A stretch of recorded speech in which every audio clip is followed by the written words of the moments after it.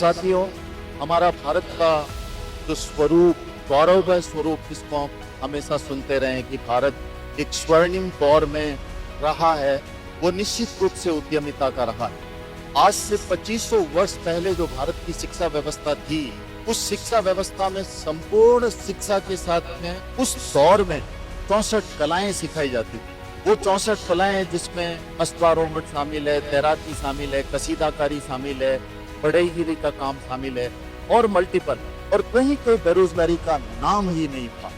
बल्कि हम हमारे बुजुर्गों के उस दौर में भी जाएं जहाँ पे ये कहते हुए बुजुर्ग सुने जाते हैं कि उत्तम कृषि, मध्यम व्यापार और निम्न नौकरी, यानी जो नौकरी करने का जो कार्य है जो अंग्रेजों ने भारत में शुरू किया, उसको सबसे निम्नतम स्तर पर हमारे 1 से 2 पीढ़ी पहले बुजुर्ग भी रखते थे।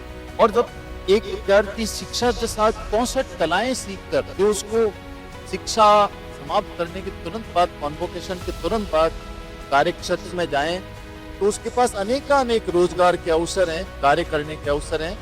तो युवा उद्यमिता यात्रा ये एक पायलट प्रोजेक्ट है, और ये पायलट प्रोजेक्ट केवल उद्यमिता की जन जात्रा का प्रोजेक्ट नहीं है। हम इस यात्रा के थ्रू पूरे राजस्थान के 10 जिलों में जाएंगे और उन जिलों से, हर जिले से तकरीबन 30 से 40 युवाओं को लेवल 2 के लिए सेलेक्ट करेंगे, और लेवल 2 के बाद उनकी 15 दिन की मेंटरिंग होगी, और उसके बाद तो उद्यमियों की तरह लॉन्च किया जाएगा उनके व्यापार।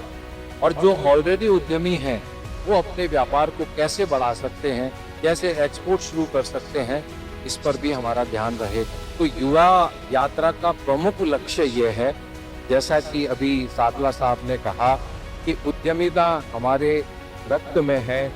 जो पुरातन भारत रहा है वो कभी बेरोजगार नहीं रहा, तो पुनः उस उद्यमिता को हम अपनाएं और स्वयं की, समाज की और राष्ट्र की उन्नति का हम उसमें अपनी आहुति दें। पुराने काल में, जैसा कि हम सब जानते हैं, हमारा भारत का इतिहास, नालंदा और तक्षशिला विश्वविद्यालय हमारे यहाँ संचालित हुआ करते थे। और जैसा कि अवधूत सिंह जी ने बताया कि इसमें कई इस तरह की कलाएं, और वहाँ का विद्यार्थी निकल के पूरे विश्व में वो कई सबसे बढ़िया विद्या होता था। किसी भी फील्ड में वो पीछे नहीं, और हर फील्ड का नॉलेज जिसको मिलता और हर उसकी फील्ड में वो निपुण, तो वो कहीं भी जाता तो उसके लिए कोई प्रॉब्लम नहीं। लेकिन आजकल वो नहीं है, केवल 2% 3% जॉब भी आजकल मिल पाते हैं, और जॉब की जरूरत का है। अगर आपने वो पावर पैदा हो गई आपने बिजनेस की, तो जॉब की जरूरत नहीं। देखिए, सबसे पहले जो उद्यम है, बिजनेस करने का जो सबसे बड़ा नियम है, वो इसलिए करता है आदमी को जोश उठता है, नया करने की इच्छा होती है और कुछ बड़ा खाने की इच्छा होती है। तो मैं आज, मेरा सबसे पहला है कि सबसे बड़ा काम करने के, पैसा कमाने के सबसे पहले ड्रीमर होना चाहिए, सपने सोचने चाहिए।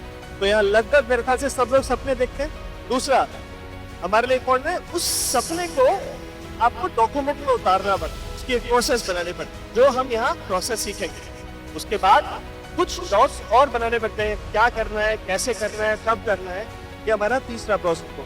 तो मुझे नहीं मालूम यार कितने लोग इंटेलिजेंट है, कितने लोग सुपर इंटेलिजेंट है, बट उसके बावजूद मैंने जो बिजनेस किया या जो काम किया वो बहुत मन लगा के किया। अगर आप यहाँ आज आए हैं या इस इनिशिएटिव से जुड़े हैं, तो इतनी अच्छी तरीके से जुड़िए कि उसको बहुत अच्छा करें। जहाँ आपको जिस प्रेजेंस आप दे रहे हो, उसको फुल मन लगा के प्रेजेंस को बाहर करें। दूसरी बात, इंटेलिजेंट लोगों से सीखें, और जो सीखे उसको करें। युवा उद्यमिता एक विषय नहीं, एक सोच है, जहाँ हमें अपनी ही जीवन में विभिन्न आयामों को देखते हुए कि कहाँ पर हम लोग किस सेगमेंट में क्या क्या कर सकते हैं, इनको देखने की जरूरत है। मैं सोच क्यों कह रहा हूँ कि एक जमाना कहा थे हम भारत को धोबी की चिड़िया कहते थे, आज तो उसी भारत के अंदर बुरे चेहरे ये बातें करते हैं। कितना ड्रास्टिक परिवर्तन है। जैसे कि अर्जुन जी ने कहा कि अंग्रेजों ने हमें नौकरी करने के लिए नौकरी करके तो सबसे लोएस्ट सेगमेंट था, उसके पास सोचने के लिए मजबूर कर दिया। तो आज हम लोगों की ये रिस्पॉन्सिबिलिटी बन जाती है कि हम वो वापस हमारे हितों को उसी आयाम पे पहुंचा दें जहाँ के लोग केवल हमें देखते हैं।